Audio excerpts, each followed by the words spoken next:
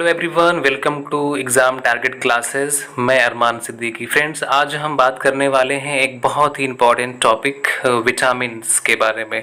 जैसा कि आप सभी को पता है कि विटामिन्स हमारे शरीर के लिए एक आवश्यक पोषक तत्व होते हैं और इसकी निश्चित मात्रा हमारे शरीर के लिए बहुत ज़्यादा ज़रूरी होती है। और अगर इसकी मात्रा हमारे शरीर में कम हो जाए तो हमारा शरीर विभिन्न प्रकार के रोग से ग्रसित हो सकता है।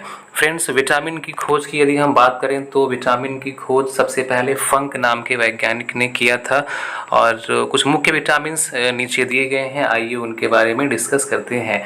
फ्रेंड्स, सबसे पहला विटामिन है विटामिन ए और विटामिन ए का साइंटिफिक नेम होता है रेटिनॉल। और यदि हम बात करें इसकी कमी से होने वाले रोग की तो विटामिन ए की कमी से रतौंधी और विभिन्न प्रकार के जो इन्फेक्शंस होते हैं उनका खतरा हो जाता है और जीरोप्थैल्मिया नामक रोग हो जाता है विटामिन ए की कमी से।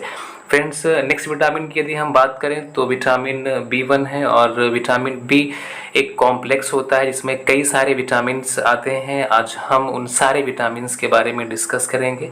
तो सबसे पहला विटामिन है विटामिन बी1 जिसका रासायनिक नाम होता है थायमिन और इसकी कमी से होने वाला जो रोग होता है वो होता है बेरी।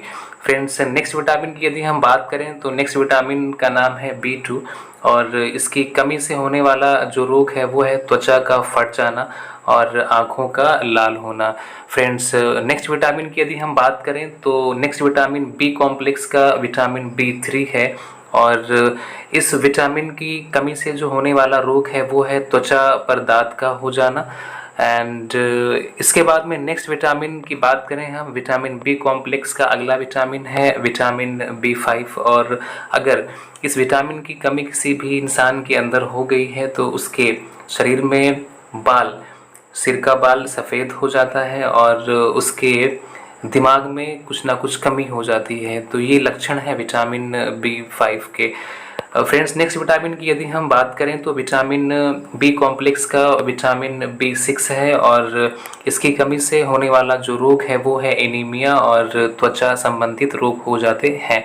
फ्रेंड्स, नेक्स्ट विटामिन की यदि हम बात करें तो विटामिन बी कॉम्प्लेक्स का विटामिन बी7 है और अगर इस विटामिन की कमी हो गई शरीर में तो शरीर में लकवा मार जाता है, अर्थात शरीर हमारा पैरालाइज हो जाता है, शरीर में दर्द होता है और बालों का असमय गिरना इस विटामिन की कमी के लक्षण होते हैं।